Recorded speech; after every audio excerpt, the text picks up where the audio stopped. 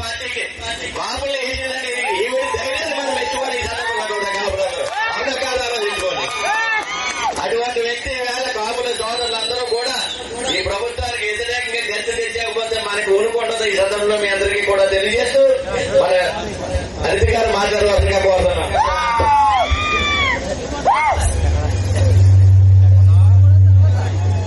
మా అందరికీ నమస్కారం. ఈ రోజు మండు టెండర్లో సైతం లెక్క చేయకుండా ఇక్కడ మీ అందరూ కూడా మమ్మల్ని ఆశీర్వదించడానికి ఇక్కడికి వచ్చినందుకు ప్రత్యేకంగా నా కాపు సోదరులందరికీ కూడా పేరు పేరున ధన్యవాదాలు, నమస్కారాలు తెలియజేసుకుంటూ ఈ రోజు ఈ కార్యక్రమం ఉంది సార్, మీరు ఒక్కసారి రావాలి అని చెప్పి నేను అడిగిన వెంటనే భీమిలో ఎన్ని కార్యక్రమాలున్నా అక్కడ కూడా ఎలక్షన్ కంటెస్ట్ చేస్తున్నా కూడా పాయకరపల్లి నియోజకవర్గం మీద ఉన్న అభిమానంతో, కాపు సోదరుల మీద ఉన్న అభిమానంతో, కాపుల మీద ఉన్న అభిమానంతో, తెలుగుదేశం పార్టీ గెలాలి ఉన్న ఒక తపనతో ఈ రోజు ఇక్కడికి వచ్చేసిన మన మాజీ మంత్రివర్యులు, గురువర్యులు, మనందరి అభిమాన నాయకుడు, భీమిలి కంటెస్టెడ్ క్యాండిడేట్ అనే కన్నా భీమిలికి మరోసారి ఎమ్మెల్యే అనుకుంటే మరీ బాగుంటుందేమో, మరి మరోసారి మంత్రి అనుకుంటే బాగుంటుందేమో, గంటా శ్రీనివాసరావు గారికి ప్రత్యేకంగా ధన్యవాదాలు, నమస్కారాలు తెలియజేసుకుంటూ ఈ రోజు ఈ కార్యక్రమానికి ఎంపీ అభ్యర్థిగా మన సీఎం రమేష్ గారిని అతి కొద్దిగా మనందరం కూడా చాలా తక్కువ పరిచయం అయినప్పటికీ కూడా చాలా మంచి వ్యక్తిగా పేరుంది, చాలా ఓపికగా తిరుగుతున్నారు అన్న మాట కూడా చాలా మందిలో విన్నాను నేను. ఎందుకంటే నిన్న సాయంత్రమే మన జానకీపేట మన యాదవ్ సోదరుల మీటింగ్ రావడం, మళ్ళా ఉదయం నుంచి అదే పాయకరపల్లి నియోజకవర్గంలో ఈ రోజు మన సమ్మేళనానికి, కాపు సమ్మేళనానికి రావడం నిజంగా మన అదృష్టంగా భావించాలి. మన ఎంపీ అభ్యర్థి అయిన రాజ్యసభ సభ్యులు సీఎం రమేష్ గారికి ప్రత్యేకంగా స్వాగతం పలుకుతూ ధన్యవాదాలు తెలియజేసుకుంటాం. ఈ రోజు ఈ కార్యక్రమానికి సభాధ్యక్షత వహించిన పెద్దలు, గౌరవనీయులు, మనందరి నాయకులు మన తోట నాగేష్ గారికి, అదేవిధంగా గాయమైనప్పటికీ కూడా, యాక్సిడెంట్ లో గాయమైనప్పటికీ కూడా ఈ రోజు కాపు సమ్మేళనం జరుగుతుంది, నా సోదరులందరూ వస్తారు, వాళ్ళకి ఒక మాట చెప్పాలి అని ఒక తపంతో ఇక్కడికి వచ్చిన సోదరుడు గడ్డం బుజ్జి గారికి, అదేవిధంగా ఈ రోజు ఈ కార్యక్రమాన్ని ముందుండి నడిపించిన మా నలుగురు మండల పార్టీ ప్రెసిడెంట్లకి, అదేవిధంగా జనసేన మండల పార్టీ ప్రెసిడెంట్లకి, బీజేపీ మండల పార్టీ ప్రెసిడెంట్లకి, వేదికను అలంకరించిన నా అన్నదమ్ములందరికీ కూడా పేరు పేరు ధన్యవాదాలు, నమస్కారాలు తెలియజేసుకుంటున్నా. ఎందుకంటే అందరి పేర్లు చెప్పాలంటే అరగడ పడుతుంది, అందువల్ల చెప్పట్లేదు. ముఖ్యంగా ఈ నియోజకవర్గానికి అబ్జర్వర్గా వచ్చిన మన చెప్పిన వెంకటేశ్వర గారికి ప్రత్యేకంగా ధన్యవాదాలు. అతి ముఖ్యంగా చెప్పాలంటే పాయకరపల్లి నియోజకవర్గం అనకాపల్లి పార్లమెంట్ లో అధ్యక్షులు మధు తాదేబాబు గారు, మన కాపు సోదరుడు, ప్రత్యేకంగా ధన్యవాదాలు, నమస్కారాలు తెలియజేసుకుంటూ ప్రత్యేకంగా మీ అందరికీ చెప్పాలి, పాయకరపల్లి నియోజకవర్గం, చోడవరం, ఇందాక అల్లమంచిలి, అంటే ఓవరాల్ గా చెప్పాలంటే 7 నియోజకవర్గాల్లో అనకాపల్లి పార్లమెంట్ లో 7 నియోజకవర్గాల్లో కూడా దగ్గర 5 నియోజకవర్గాల్లో కాపు సామాజిక వర్గం ఎక్కువగా కనిపించే నియోజకవర్గాలు ఈ అనకాపల్లి జిల్లాలోనే ఉండడం మనందరికీ కూడా తెలుసు. అంటే ఉత్తరాంధ్ర మొత్తం అంతా చూసుకున్నా కూడా అక్కడ శ్రీకాకుళం నుంచి విజయనగరం, విశాఖపట్నం 3 జిల్లాలోనే కూడా చూసుకున్నా ఎక్కడైనా కాపు సోదరులు అధికంగా ఉన్నారంటే అది అనకాపల్లి పార్లమెంట్ నియోజకవర్గంలోనే అతి ఎక్కువగా ఉండడం మనం చూస్తున్నాం. ముఖ్యంగా ఎక్కడ ఎలా ఉన్నప్పటికీ కూడా అత్యధికమైన కాపు కమ్యూనిటీ ఉన్న నియోజకవర్గాల్లో ఎమ్మెల్యే పదవికి అర్హత ఉండి కూడా ఎమ్మెల్యేలుగా తాము కాకుండా రిజర్వ్ కాన్స్టిట్యున్సీ అయిన మాలాంటి వాళ్ళందరినీ కూడా ముందుకు నడిపించిన మహాఘనత కలిగిన వ్యక్తులు మీ అందరికీ కూడా మరొకసారి నేను పదాభివందనం చేయాలి. ఎందుకంటే ఇక్కడ మాకన్నా ఇక్కడ మేము రిజర్వ్ కాన్స్టిట్యున్సీ కాబట్టి ఇక్కడ మేము ఎమ్మెల్యే కంటెస్టెంట్ గా మేము రావడం జరిగింది. అదే ఇది రిజర్వ్ కాదు, జనరల్ అయితే ఇక్కడ కూర్చున్న చాలా మంది ఎమ్మెల్యే క్యాండిడేట్లు ఉంటారు. ఇక్కడ కూర్చున్న వాళ్ళు అటువంటి వ్యక్తులు మీరందరూ కూడా త్యాగం చేసి ఈ రోజు మీకు అవకాశం ఉన్నప్పటికీ కూడా త్యాగం చేసి రాజ్యాంగబద్ధంగా వచ్చిన మాకు ఈ అవకాశాన్ని మీరందరూ కూడా మాకు వినియోగించుకునేటట్టు, మమ్మల్ని గెలిపించేటట్టు చేస్తున్నందుకు ప్రత్యేకంగా ఇక్కడ ఉన్న వాళ్ళకి మీకు కూడా ధన్యవాదాలు తెలియజేసుకోవాలి. ముఖ్యంగా కాపు సామాజిక వర్గం అంటేనే ఎప్పుడు కూడా చాలా మంది మన నాయుళ్ళు అన్న ఫీలింగ్ లో మనం ఉంటాం. కానీ ఈ రోజు చాలా మంది సందర్భాల్లో నేను గ్రామాల్లోకి వెళ్తుంటే కాపు సామాజిక వర్గం వాళ్ళు కూడా ఈ రోజుకి కూడా ఉపాధి హామీ పనికి వెళ్లే ఆడవాళ్ళని చూస్తున్నాం, ఇసుక పనులు చేసే భవన నిర్మాణ కార్మికులను చూస్తున్నాం, కూలి పనులు చేస్తున్న చాలా మందిని చూస్తున్నాం.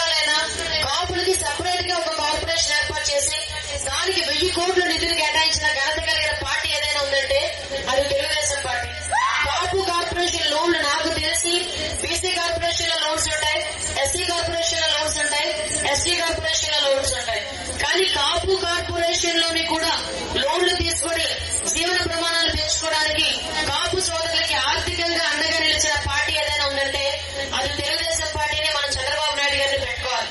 ఈ రోజు ఇటువంటి సిచ్యువేషన్స్ లో 2019లో అందరికీ కూడా చాలా గట్టి దెబ్బ తగిలింది. ఆ గట్టి దెబ్బ తగిలిన తర్వాత ఈ రోజు తిరిగి బ్యాక్ స్టెప్ వేసుకోకుండా మనం ఫార్వర్డ్ స్టెప్ అయ్యారని నిజంగా ఆ టైంలో చంద్రబాబు నాయుడు గారికి కష్టం వచ్చిన తర్వాత, చంద్రబాబు నాయుడు గారిని అక్రమంగా అరెస్ట్ చేసిన తర్వాత ఒక మంచి వ్యక్తిగా, విజన్ ఉన్న వ్యక్తిగా, ఈ రాష్ట్రం బాగుపడాలని తప్పక కలిగిన వ్యక్తిగా పవన్ కళ్యాణ్ గారు ఒక్కసారి జైలుకి వెళ్లి చంద్రబాబు నాయుడు గారిని చూసి బయటకు వచ్చిన తర్వాత ఎవరిని కూడా సంప్రదించకుండా అవుట్ రైట్ గా జైలు దగ్గర ప్రెస్ మీట్ పెట్టి నేను తెలుగుదేశం పార్టీలో కలిసి వెళ్తాను అని చెప్పి ఆ రోజు పొత్తు ఏర్పాటు చేసుకున్నారు. పొత్తు ఏర్పాటు చేసుకునేటప్పుడు కొంతమంది, చాలా మంది కొన్ని రకాలైన సార్ మరి ఇలా పొత్తులు పెట్టుకుంటే ఎలాగా అని ఆయన మాట్లాడినా ఆయన పవన్ కళ్యాణ్ గారు పెద్ద మనసులో ఒకటే మాట అన్నారు, ఎట్టి పరిస్థితులను ఓటు చేయకూడదు, ఓటు చేయలేదా మనం ఇబ్బంది పడతాం, ఈ రాష్ట్రం నాశనం అయిపోతుంది, యువత భవిష్యత్తు నాశనం అయిపోతుంది, ఈ రాష్ట్ర భవిష్యత్తు గురించి, యువత భవిష్యత్తు గురించి నేను ఎన్ని మెట్లైనా దిగుతాను, అంతేగాని ఎట్టి పరిస్థితుల్లోనే జగన్మోహన్ రెడ్డి గెలవకూడదు అని మనందరి అభిమాన నాయకుడు రియల్ సినిమా హీరో లాగా ఆ రోజు చెప్పడం మనందరం కూడా చూసాం. మీకు పవన్ కళ్యాణ్ గారి వ్యక్తిత్వం గురించి కూడా చెప్పాలి. సాధారణంగా పవన్ ఎవరైనా, ఏ రాజకీయ నాయకుడైనా నేను అధికారంలోకి వస్తే ఇది చేస్తాను, నేను అధికారంలోకి వస్తే ఇది ఇస్తాను అంటారు. కానీ పవన్ కళ్యాణ్ గారు తన సొంతగా షూటింగ్ లో కష్టపడి సంపాదించుకున్న సొమ్ముని అన్నదాతలకి, రైతన్నలకి, ఆత్మహత్యలు చేస్తున్న వాళ్ళందరికీ కూడా రైట్ అమౌంట్ తీసుకొచ్చి వాళ్ళందరికీ ఇచ్చారంటే నిజంగా ఆయన రియల్ హీరో కాదు, రియల్ హీరో కింద మనం భావించాలి. విజనరీ అనే నాయకుడు, ఒక మంచి చేయాలి తప్పనున్న నాయకుడు, ఒక అభివృద్ధికి అధికారైన మోడీ గారు, ఈ ముగ్గురు కలిసి ఈ రోజు మనకి ఈ ఎలక్షన్స్ లో మనందరం కలిసి పోటీ చేయబోతున్నాం. పవన్ కళ్యాణ్ గారు, చంద్రబాబు నాయుడు గారు కలిసి కూర్చొని ప్రకటించిన క్యాండిడేట్లు మేమందరం కూడా, మీరందరూ కూడా ఆ విషయంలోని ఆలోచన చేసుకోవాలి. కాపు సోదరులకి న్యాయం అంటూ జరిగిందంటే అటు తెలుగుదేశం పార్టీలోనే పవన్ కళ్యాణ్ గారు, తెలుగుదేశం పార్టీ, అదేవిధంగా జనసేన పార్టీ, టీడీపీ, బీజేపీ మూడు కలిస్తేనే ఈ రోజు కాపులకి న్యాయం జరిగే పరిస్థితి కూడా కనిపిస్తుంది. రేపు పొద్దున రిజర్వేషన్ ఏర్పాటు చేసుకోవడంలో కానీ, ఈ 5% రిజర్వేషన్ ఇంప్లిమెంట్ చేసుకోవడంలో కానీ, విదేశీ విషయంలో కానీ, కాపు కార్పొరేషన్ లో కానీ, అతి ముఖ్యంగా మా సోదరులు అడిగినట్టుగా ప్రతి మండల హెడ్ క్వార్టర్ లో కూడా ఒక కాపు భవన్ అనేది నిర్మించుకోవాల్సిన ఆవశ్యకత కూడా ఉంది. ఏ విలేజ్ కి వెళ్ళినా ఆ విలేజ్ లో కళ్యాణ మండపాలు అడుగుతున్నారు. అలా కాకుండా మండలానికి ఒక పెద్ద కళ్యాణ మండపాలు కూడా ఏర్పాటు చేసుకోవాల్సిన అవసరం ఉంది. నేను కంపల్సరిగా మీరు నన్ను మంచి మెజార్టీతో గెలిపించిన తర్వాత మన గంటా శ్రీనివాసరావు గారు, సీఎం రమేష్ గారి తోడ్పాటుతో కంపల్సరిగా 4 మండలాల్లోని కూడా 4 కళ్యాణ మండపాలు ఏర్పాటు చేసే పరిస్థితి కూడా తీసుకొస్తానని మీ అందరికీ కూడా హామీ ఇస్తూ, మీ అందరికీ తెలుసు పార్లమెంట్ అభ్యర్థిగా సీఎం రమేష్ గారిని కమలం గుర్తు మీద, నన్ను మీ అందరి ఆడపడుచుగా మీ అందరూ కూడా నన్ను సైకిల్ గుర్తు మీద ఓట్లేసి గెలిపించాల్సిన బాధ్యత మీ అందరి మీద ఉంది. మన భీమిలి నియోజకవర్గంలో కాపు సోదరులకి మనకి ఎక్కడైనా చుట్టరికాలు ఉంటారు. ఆ చుట్టరికాలతో భీమిలి నియోజకవర్గంలోని కూడా మన వంతు సాయంగా మనకున్న చుట్టాలందరికీ కూడా అక్కడ కూడా చెప్పి మన గంటా శ్రీనివాసరావు గారు మంచి మెజార్టీతో గెలిచేటట్టుగా మనందరూ కూడా సహాయ సహకారాలు అందించాలని మనస్ఫూర్తిగా మీ అందరికీ కూడా తెలియజేసుకుంటూ మరొకసారి మీ ఆడపిల్లగా మిమ్మల్ని అందరినీ కోరుకుంటున్నా. ఏ రోజు కూడా ఎవరికి కూడా అన్యాయం చేయాలని ఎప్పుడు కూడా అనుకోలేదు. ఎవరికి కూడా ముఖ్యంగా కాపు సోదరులకు అన్యాయం చేయాలని ఏ రోజు అనుకోలేదు. మీరందరికీ ఒకటే కోరుకుంటున్నా, మీరందరూ మళ్ళా మంచి మెజార్టీతో గెలిపించండి.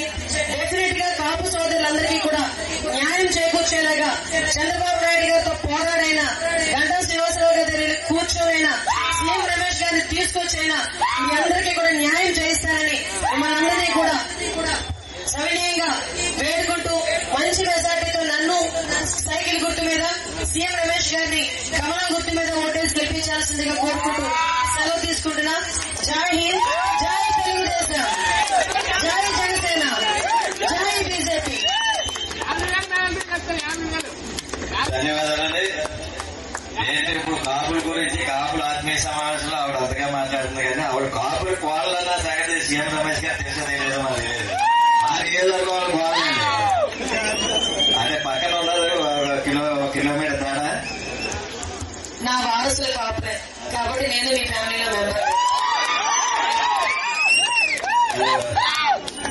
అబ్బాయి అదేవిధంగా ఇప్పుడు మాట్లాడే ముందు ఈ భారతదేశాన్ని పరిపాలిస్తున్న గత 10 సంవత్సరాలుగా ప్రధానిగా ఉన్న మోడీ గారు ఈ విధంగా ఈ భారతదేశాన్ని ప్రపంచంలో ముందుకు తీసుకెళ్తున్నాడు మీ అందరికీ కూడా తెలుసు. కరోనా వస్తే ప్రపంచం అంతా కూడా నివ్వరిపోతే భారతదేశం నుంచి కరోనాకు మందు కనిపెట్టి ప్రపంచానికి అందజేసిన వ్యక్తి మోడీ గారు. అవునా కదా ఆలోచించుకోండి. అలాగే మన సరిహద్దు ప్రాంతంలో జై జవాన్ జై కిసాన్ అన్నట్టు జై జవాన్ అన్నట్టు జై జవాన్లకి ఆత్మస్థైర్యాన్ని కల్పించిన వ్యక్తి కూడా మోడీ గారని సందర్భంలో మీ అందరికీ కూడా తెలియజేస్తున్నారు. జై కిసాన్ అంటే రైతులందరికీ కూడా రైతు భరోసా ఇచ్చిన ఘనత కూడా మోడీ గారని ఈ సందర్భంలో మీ అందరికీ కూడా తెలియజేస్తున్నారు. అటువంటి వ్యక్తి సూచించిన ఏంటి ఆయన సారథ్యంలో ఎన్డీఏ కూటమి చంద్రబాబు నాయుడు గారు ఈ రాష్ట్ర అభివృద్ధి ప్రదాత. ఈ 2 పార్టీలని కలిపిన వ్యక్తి ఎవరన్నారు అంటే నీతికి నిజాతికి ముద్దు పెట్టాలంటే పవన్ కళ్యాణ్. ఈ సందర్భంలో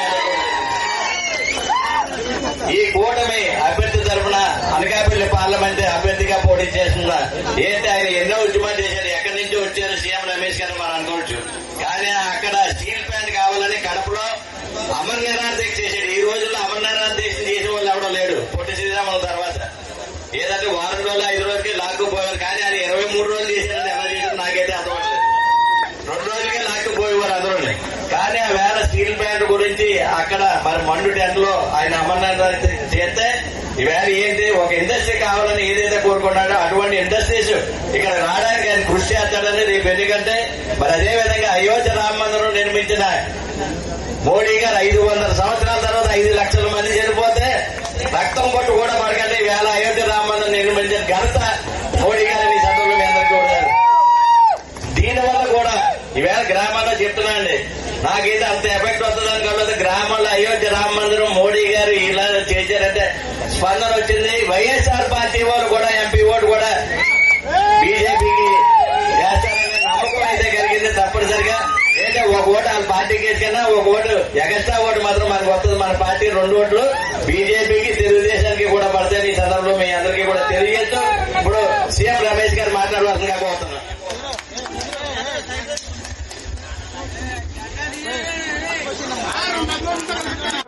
సభాధ్యక్షులు తోట నాగేష్ గారికి ఈరోజు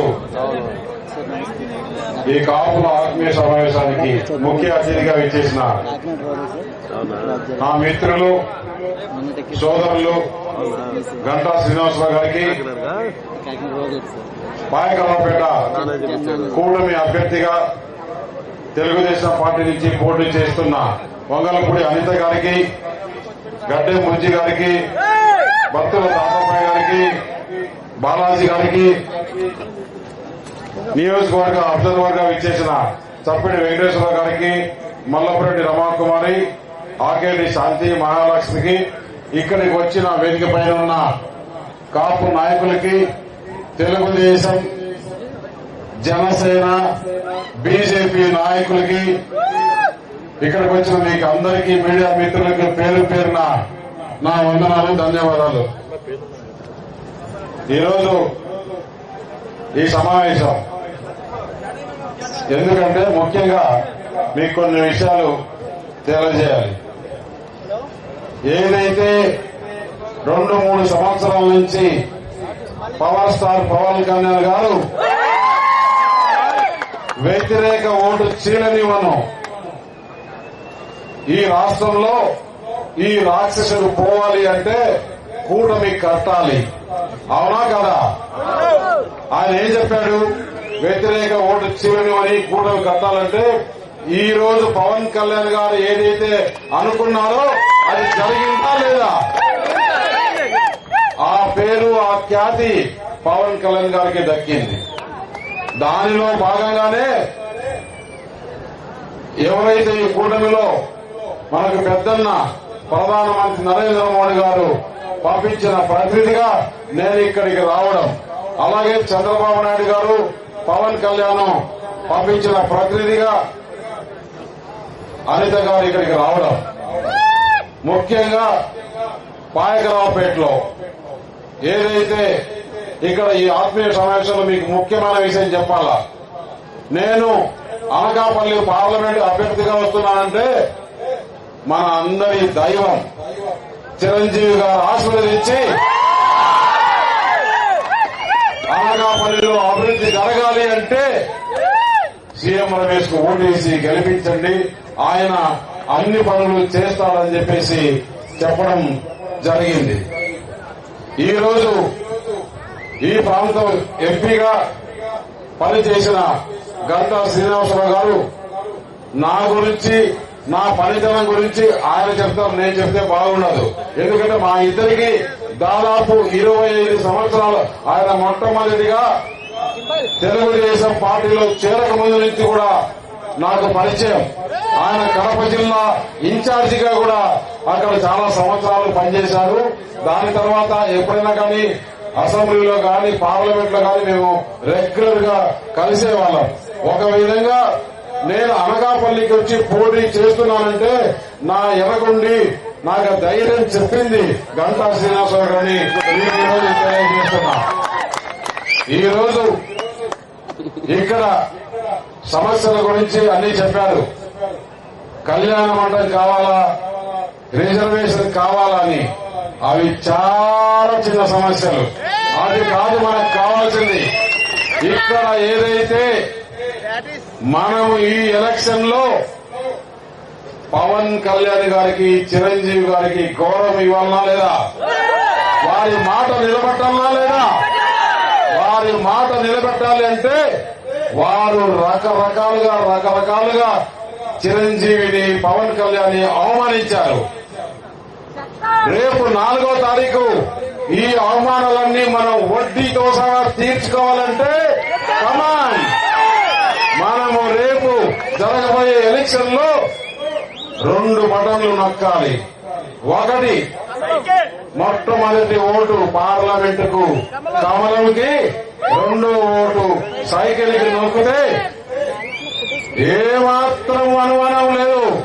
చూడలారని చెప్తున్నా, వారు అనుకుంటున్నారు కాపుల్లో చీలిక ఉంది, మాకు ఎక్కువ ఓట్లు వస్తాయని జగన్మోహన్ రెడ్డి అనుకుంటున్నాడు. అది ఏం లేదు. నేను మొత్తం రాష్ట్రమంతా 4-5 సర్వేలు చేయించాను. మొత్తం 80 నుంచి 90% వరకు ఈ రోజు కాపులంతా పవన్ కళ్యాణ్ అంటే పవన్ కళ్యాణ్ ఉన్నారు. ఈ రాష్ట్రంలో ఈ కూటమి ప్రభుత్వం ఏర్పాటు చేస్తుంది. ముఖ్యంగా చంద్రబాబు నాయుడు, పవన్ కళ్యాణ్ ముందుండి మనల్ని నడిపిస్తారు. ఏదైతే పెట్టారో, అవమానాలు చేశారో అదంతా కూడా వడ్డీతో సగా తీర్చుకుంటాం. ఏమాత్రం వదిలిపెట్టేది లేదు. ఇదే కాకుండా ఇప్పుడు చూడండి ఏ విధంగా వారి మేనిఫెస్టో ఉంది, జగన్మోహన్ రెడ్డి మేనిఫెస్టో. చంద్రబాబు నాయుడు కూడా మీ పవన్ కళ్యాణ్ గారు నేను ఇద్దరు కలిపి ఇచ్చారు కదా.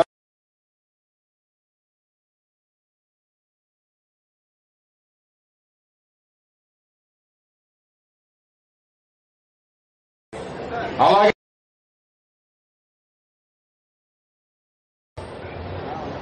మహిళలకి ఉచితంగా బస్సు ప్రయాణం, వారు ఎక్కడి నుంచి ఎక్కడికైనా పోవచ్చు.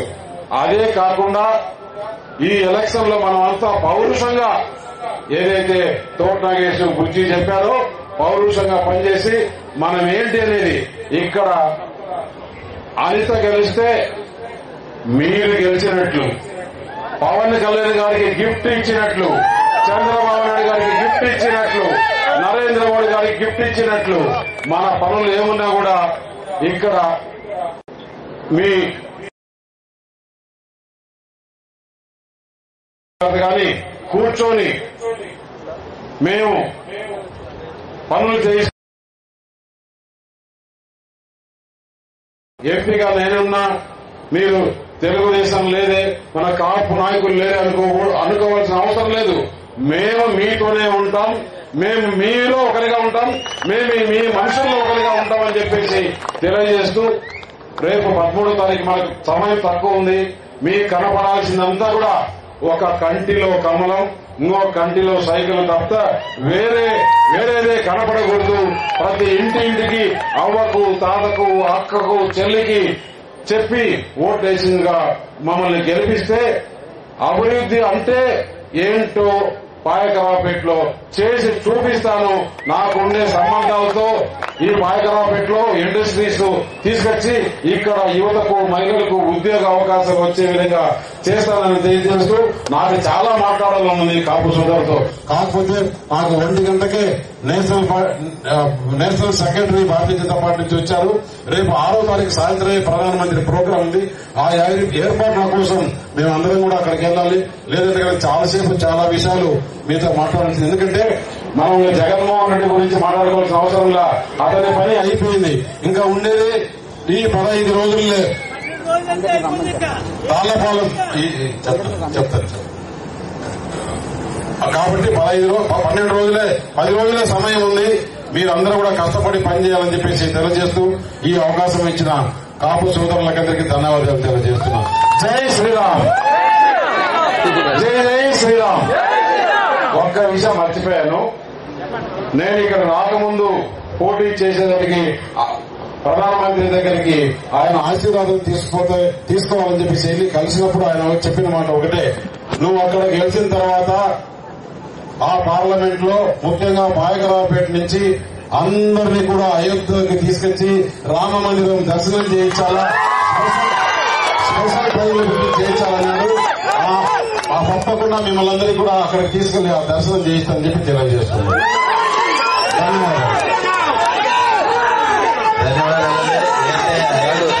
చూడాలని ఎంతో మంది ఆశగా ఎదురుచూస్తున్నారు. వాళ్ళందరికీ కూడా అవకాశం కల్పించారు. రమేష్ గారు పాయకరావుపేట నియోజకవర్గ కాపు సోదరుల తరఫున ధన్యవాదాలు.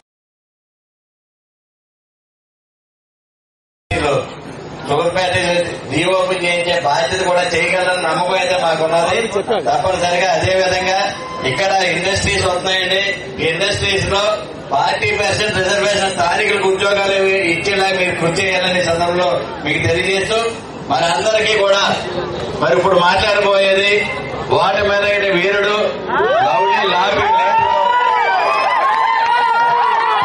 మెగాస్టార్ చిరంజీవి గారి ఫ్యామిలీలో సభ్యుడు,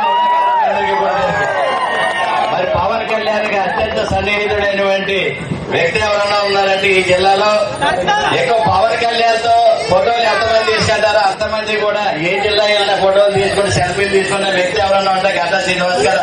అవునా కదా? మీరందరూ ఒకసారి ఈవేళ పవన్ కళ్యాణ్ గారు ఏ పార్టీలో, ఆయన తెలుగుదేశంలో, ఆయన జనసేనలో ఉన్న పవన్ కళ్యాణ్ గారి పార్టీ అన్నది ఒకటి మీరు గుర్తించుకోండి. ఆయన మీకు మన సేవా గుణం గుర్తించుకుని ఒక్క నిమిషం మీకు చెప్తున్నాను. భారతదేశంలో ఏ రాజకీయ నాయకుడు కానీ, ఏ రాజకీయ పార్టీ నాయకుడు కానీ చేయలేని సాహసం ఒక పవన్ కళ్యాణ్ గారు చేశారు. అదేంటంటే ఆంధ్రప్రదేశ్ లో చనిపోయిన కౌలు రైతులందరికీ కూడా తన కష్టాంచులు ఎండలో షూటింగ్ లో పడి మాడి మసైపోయి ఆ డబ్బుల సంపాదన 30 కోట్ల రూపాయల వైట్ మనీ కట్టి ప్రతి రైతుకి ఇచ్చిన ఘనత పవన్ కళ్యాణ్.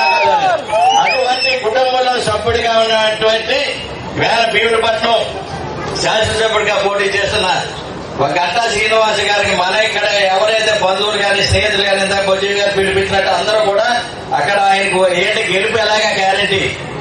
మన ఇక్కడ ఉన్న ముగ్గురు కూడా గెలుపు గ్యారంటీ అన్నది తెలిసిపోయింది. వైసీపీ వాళ్ళకి గుండె దడబొట్టుకున్నదన్న సంగతి కూడా ఈవేళ వాళ్ళకి మొన్న జగన్ పాదయాత్ర వెలవెలపోతే మళ్ళీ వేళ మొండి టెంట్లో పెట్టుకున్నారు. మళ్ళా ఈవేళ కూడా వెలవెలిపోయేలా ఉంది చూస్తుంటే. కాబట్టి మన ప్రియతమ నాయకుడు గంటా శ్రీనివాసరావు గారు మళ్ళా అంటే జిల్లాలు మారిపోయాం. విశాఖపట్నం జిల్లాలో మంత్రిగా ఉంటూ ఈ జిల్లాలో కాపులకి అండగా ఉన్న వ్యక్తి ఎవరైనా ఉంటారంటే గంటా శ్రీనివాస్ గారు. మరి మనందరికీ కూడా ఎవడైనా సరే, ఏ పార్టీ ఎవడైనా సరే ఏదైనా పని ఉంటే గంటా దగ్గరికి వెళ్తామో ఎవరి దగ్గరికి వెళ్తామో ఒకసారి ఆలోచించుకోండి. అవునా కదా?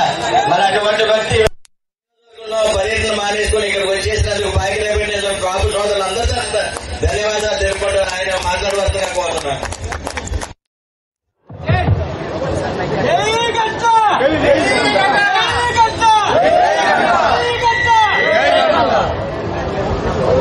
ముందుగా ఒక మంచి కార్యక్రమానికి ఆహ్వానించి ఇంతమంది కాపు కుటుంబ సభ్యులు కలుసుకునే అవకాశం కల్పించినందుకు మీ అభిమాన నాయకురాలు ఎమ్మెల్యే అభ్యర్థిగా పోటీ చేస్తున్న పొంగలపూడి అనిత గారికి, అలాగే సభాధ్యక్షులు సోదరులు నగేష్ గారికి, మరి కాబోయే ఎంపీ సీఎం రమేష్ గారికి, అలాగే వేదిక పైన తాతయ్య బాబు, గడ్డం బుజ్జి, ఇతర పెద్దలందరూ కూడా ఉన్నారు.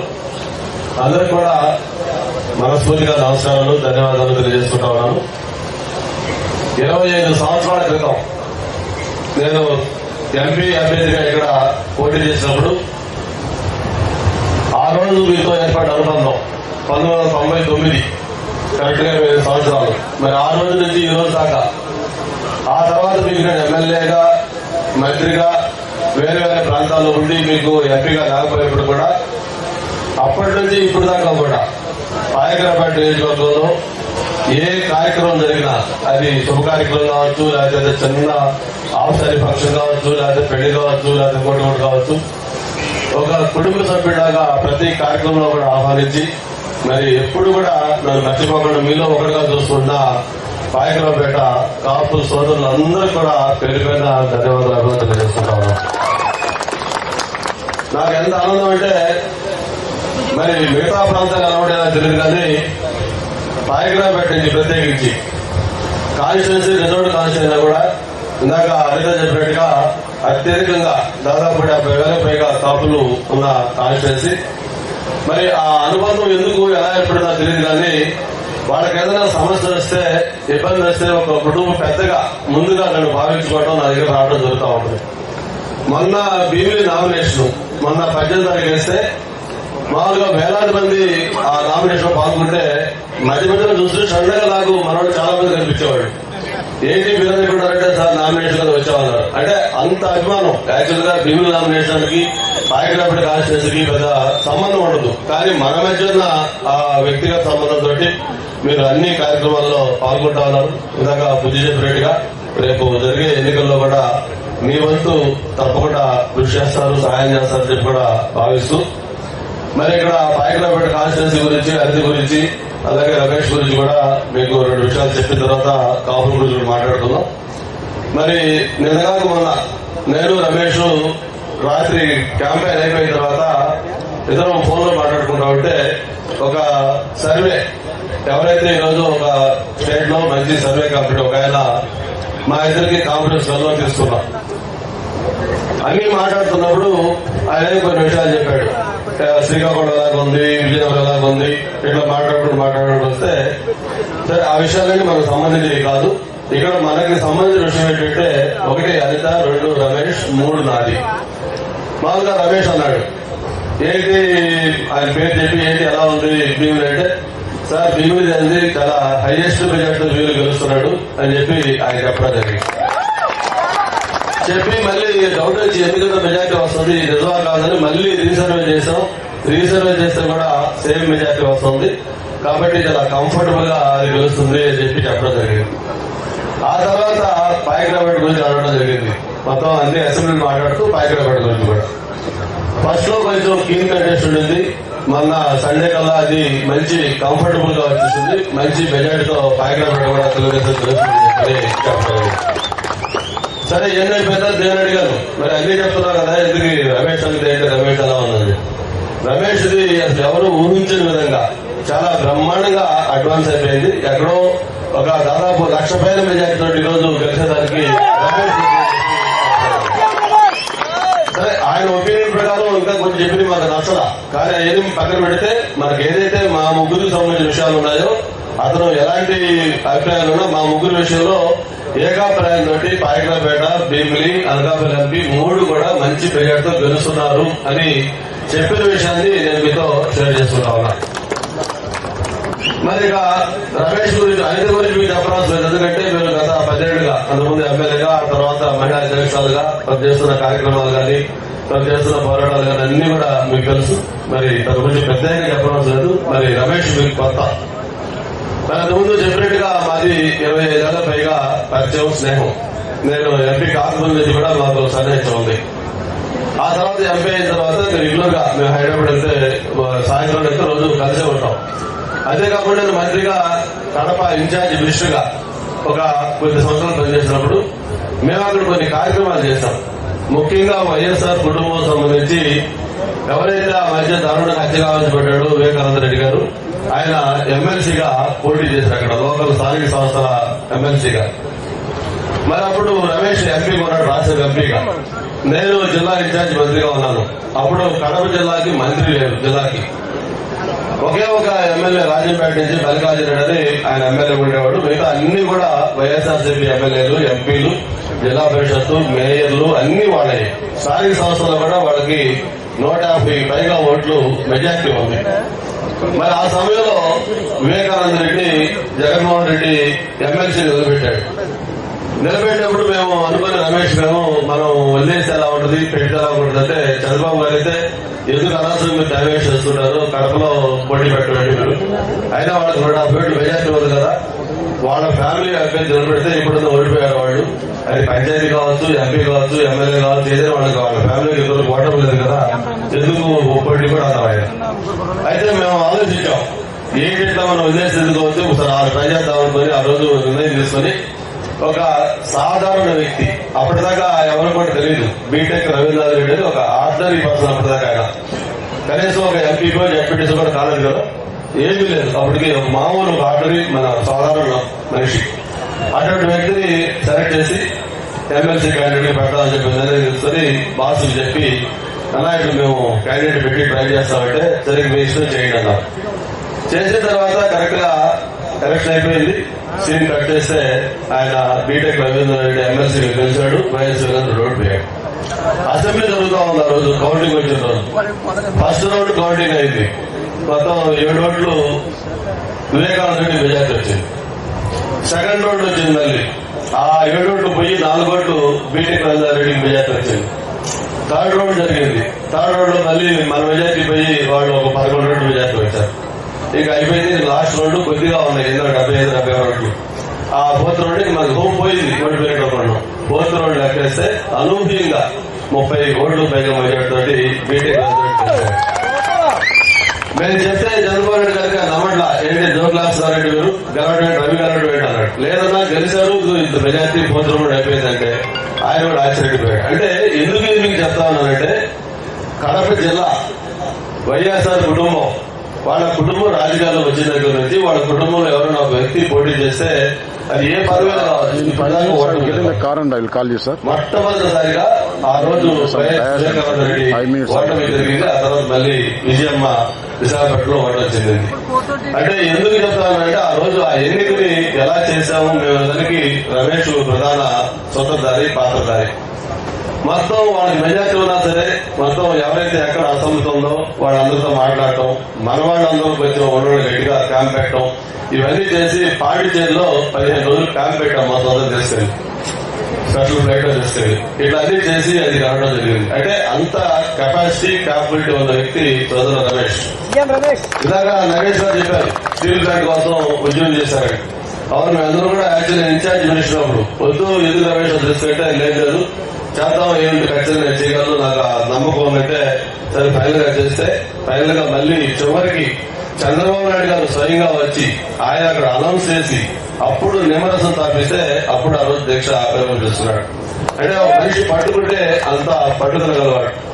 అంతేకాదు ఇందాక మన నాయకులు చాలా చెప్పారు ఇక్కడ కాపులకు సంబంధించి మన వెంకటేష్ అలాగే విజయ్ కొన్ని కళ్యాణ మండపాలు లాంటివి కావాలని మీకు అవన్నీ చాలా అతను చెప్పేట్టుగా చిన్న చిన్న పనులు మీకు పార్లమెంట్ నిధులా లేకపోతే ఎమ్మెల్యే నిధులా లేకపోతే కూడా అవసరం లేదు.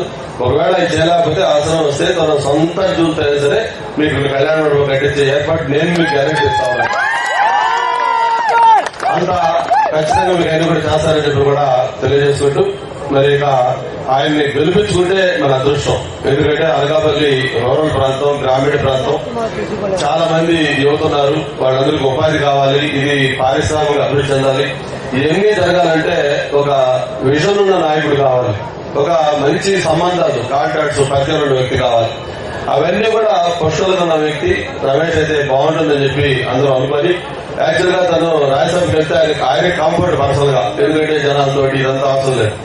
ఆయన అనుకుంటే మరి రాజ్యసభ ఇక్కడ చేసే ఎప్పుడు రాజ్యసభ పెడితే ఇంకొక 12 సంవత్సరాలు 6 ఏళ్ళు కూడా వస్తుంది. కానీ అది కాదు, నువ్వు ఇటువంటి చోట్ల ఉంటే ప్రజలు ఎప్పుడు శాశ్వతంగా గుర్తుపెట్టుకుంటారు. నా ఉదాహరణ కూడా చెప్పా. నేను ఎప్పుడో 25 ఏళ్ల క్రితం ఒకసారి ఎంపీగా చేస్తే ఇప్పుడు కూడా ప్రజలలో ఒక కుటుంబ సభ్యులను చూస్తా ఉన్నారు. అలాంటి అవకాశం నీకు ఉంటుంది. తప్పకుండా అనకాపల్లి చాలా బెస్ట్ కాన్స్టిట్యున్సీ, నువ్వు రా అని చెప్పంటే ఆ రోజు ఆయన నిర్ణయం తీసుకుని ఇక్కడికి రావడం జరిగింది. మరి ఆయనకున్న పరిచయాలు, ఆయనకున్న సంబంధాలు అన్ని కరెక్ట్ గా దాన్ని చేసుకుంటే మంది అటు పారిశ్రామికంగా అన్ని రకాలుగా కూడా అనకాపల్లి ఒక బెస్ట్ కాన్స్టిట్యున్సీ అవుతుందని చెప్పని తెలియజేసుకుంటూ, మరి సోదరులందరూ కూడా కాపులకు సంబంధించిన ఆత్మీయ సమావేశం ఏర్పాటు చేసుకోవడం చాలా సంతోషం. మరి ఈరోజు కాపులు అనేవాళ్లు వైఎస్ఆర్ పార్టీకి ఎందుకు ఓటు వేయకూడదు, తెలుగుదేశం పార్టీ, జనసేన అలాగే భారతీయ జనతా పార్టీ కూడా ఎందుకు ఓటు వేయాలని ఒక్కసారి ఆలోచిస్తే ఇక్కడ ప్రధానంగా మనం మన పవర్ స్టార్ పవన్ కళ్యాణ్ గురించి మాట్లాడుకోవాలి. ఆయన అథారిటీ దారిలో డైలాగ్ చెప్తాడు. ఏంటది, ఎక్కడ నెగ్గాలో కాదు ఎక్కడ తగ్గాలో తెలియాలి. అలాగా కరెక్ట్ గా ఆయన ఒక అడుగు తగ్గి, ఆ ప్రజలు చెప్పాలంటే కొంత త్యాగం చేసి, తనకి ఇచ్చిన సీట్లు కూడా ఒక ఎంపీ త్యాగం చేసి ఈ కూటమిని విజయవంతం చేశాడు. ఎందుకంటే ఈ కూటమి విజయవంతం కావాలని ప్రభుత్వం వ్యతిరేక ఓటు చేరకూడదు. జగన్మోహన్ రెడ్డి అనే వ్యక్తి మళ్లీ ఈ పరిస్థితిలో కూడా ముఖ్యమంత్రి అయితే ఈ రాష్ట్రం చాలా నష్టపోతుంది కాబట్టి కూటమి ఉండాలని చెప్పి ఆయన ప్రయత్నం చేసి అందులో ఆయన ప్రధాన పాత్ర పోషించి విజయం సాధించాడు.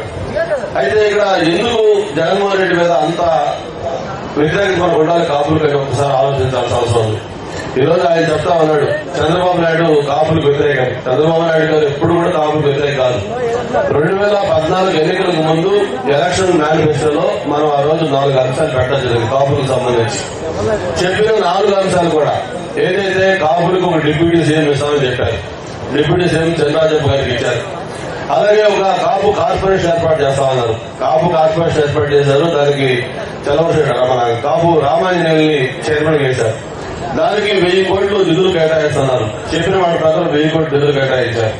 4వది కాపుల్ని బీసీలో చేర్పిస్తాం, దాన్ని కూడా ఒక కమిషన్ ద్వారా చట్టబద్ధ చేసి బీసీలో చేర్పిస్తా ఉన్నారు.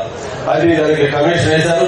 ఆ కమిషన్ ద్వారా మొత్తం కూడా దాన్ని రిపోర్ట్ తీసుకుని రిపోర్టు రికమెండేషన్ కూడా కేంద్రానికి పంపించడం జరిగింది. ఏదైతే ఆ రోజు కాపులకు ఇచ్చిన 4 హామీలు ఉన్నాయో 4 హామీలు తూచా తప్పకుండా అమలు చేసిన వ్యక్తి చంద్రబాబు నాయుడు గారు. ఆయన ఏ విధంగా కాపులు వ్యతిరేకమవుతారో ఒకసారి ఆలోచించాల్సిన అవసరం ఉంది. ఈరోజు జగన్మోహన్ రెడ్డి గారు చెప్తా ఉన్నారు, పవన్ కళ్యాణ్ గారిని వ్యక్తిగతంగా ఆయన పర్సనల్ లైఫ్ గురించి మాట్లాడుతూ ఉన్నాడు. కాపులకు రిజర్వేషన్ మాట్లాడితే బహిరంగంగా గోదావరి జిల్లాలో నేను ఇవ్వలేను, నాది కాదు అన్నాడు. అటువంటి వ్యక్తికి ఈ రోజు కాపులు ఎలా ఓట్లేస్తారని ఆయన అనుకుంటాడు, నాకు అర్థం కాక. ఈ రోజు ఆయన చూస్తే అంటే ఎంత బరి తెగించాడంటే ఆయన ఈరోజు ముఖ్యమంత్రిగా జగన్మోహన్ రెడ్డి గారు ఉన్నారు. అలాగే ఈరోజు ఉద్యోగాలకి రెవెన్యూ సంబంధించి head chief secretary Jawahar Reddy గారు ఉన్నారు. Police boss DGP Rajendra Reddy గారు ఉన్నారు. ఇక సీఎం ఏదైతే ఆఫీస్ ఉందో సీఎంఓకి చీఫ్ గా ధనుంజయ రెడ్డి గారు ఉన్నారు. అంటే మొత్తం 4 కీలకమైన ముఖ్యమంత్రి, సీఎస్, డీజీపీ, సీఎంఓ 4 కూడా రెడ్లు. జగన్మోహన్ రెడ్డి, ధనుంజయ రెడ్డి, రాజేంద్ర రెడ్డి, జవహర్ రెడ్డి 4 కూడా మళ్ళీ కడప జిల్లా వాళ్లే. అంత పరిధికి ఆయన చేస్తా ఉన్నాడు. పార్టీ పరంగా జిల్లాల పరంగా చూసుకుంటే ఒక పెద్దిరెడ్డి రామచంద్రారెడ్డి, ఒక సజ్జల రామకృష్ణారెడ్డి, ఇక్కడ ఒక సుబ్బారెడ్డి, లేకపోతే అక్కడ విజయసాయిరెడ్డి. వాళ్ళు మళ్ళీ ఈ రోజు మిగతా కులాల గురించి మాట్లాడితే జగన్మోహన్ రెడ్డికి అక్కడ ఆ నైతిక హక్కుల్లో ఒక్కసారి మనం ఆలోచించాల్సిన అవసరం ఉంది. ఈ రోజు ఏదైతే ఉమ్మడి కూటమి ఉందో ఒక పక్క భారతీయ జనతా పార్టీ కానీ మరో పక్క జనసేన కానీ అంటే తెలుగుదేశం కానీ ముగ్గురు కూడా ఈ రోజు ఈ పార్టీ కూటమిని గెలిపించాల్సిన చారిత్రాత్మక అవసరం ఉంది. ఒక క్రిటికల్ జంక్షన్ లో మనం ఉన్నాం. ఎందుకంటున్నానంటే ఇప్పటికే రాష్ట్రం ఆ రోజు కొత్తగా ఏర్పడిన రాష్ట్రాన్ని చంద్రబాబు నాయుడు గారు తన హార్డ్ వర్క్ తోటి తన విజన్ తోటి అన్ని రంగాల్లో నెంబర్ 1 స్టేట్ గా చేస్తే ఈ 5 ఏళ్లు దాన్ని పూర్తిగా ఎన్నికలెట్టి మళ్ళీ ఆంధ్రప్రదేశ్ అంటే ప్రతి ఒక్కరు కూడా భయపడే విధంగా, అంటే ఎవరైనా పరిశ్రమ పెట్టాలంటే కూడా అయ్యో అక్కడ జగన్మోహన్ రెడ్డి ఉన్నాడు, మేమెందుకు ఆ రాష్ట్రంలో వస్తాం, వేరే రాష్ట్రాలకు పోతామని చెప్పి పారిపోయే విధంగా ఈ రాష్ట్రాన్ని తయారు చేశారు. మరి అవన్నీ పోవాలి, మళ్లీ ఇక్కడికి పరిశ్రమలు రావాలి, ఉపాధి పెరగాలి, మళ్లీ రాష్ట్రం అన్ని రంగాల్లో అభివృద్ధి చెందాలంటే మళ్లీ కూటమి ఘన విజయం సాధించాలి. రాష్ట్రంలో చంద్రబాబు నాయుడు గారు ముఖ్యమంత్రి కావాలి, కేంద్రంలో మళ్లీ నరేంద్ర మోడీ గారు ప్రధానమంత్రి కావాలి.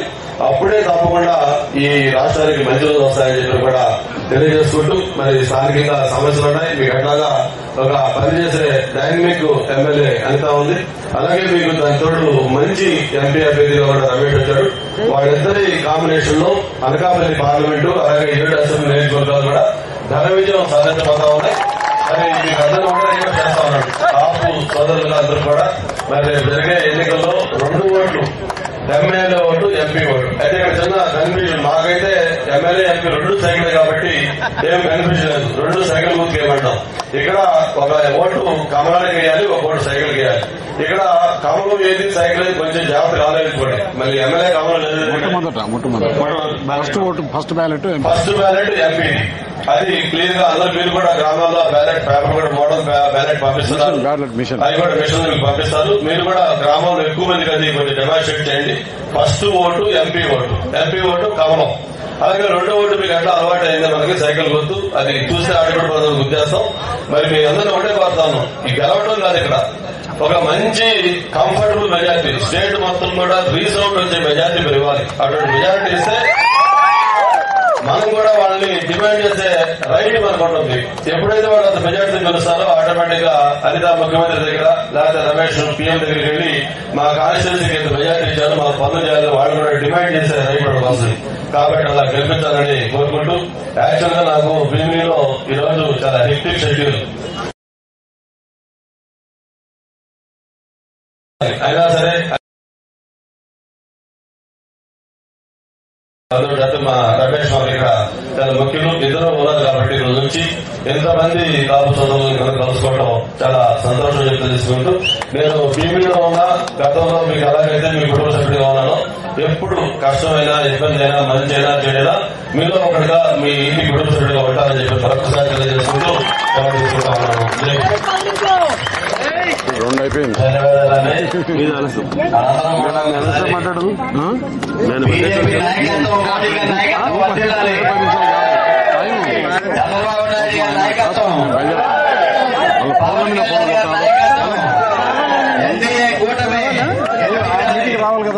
రావాలి 4 గంటలకి ప్రచారం పెట్టాను. వచ్చేసి త్వరగా వచ్చేసి ఆయన కూడా జనరల్ సెక్రటరీ వచ్చాడు.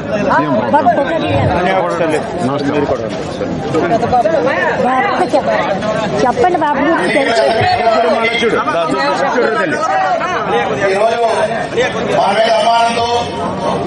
నియోజకవర్గంలో ఒక సభ్యుడిగా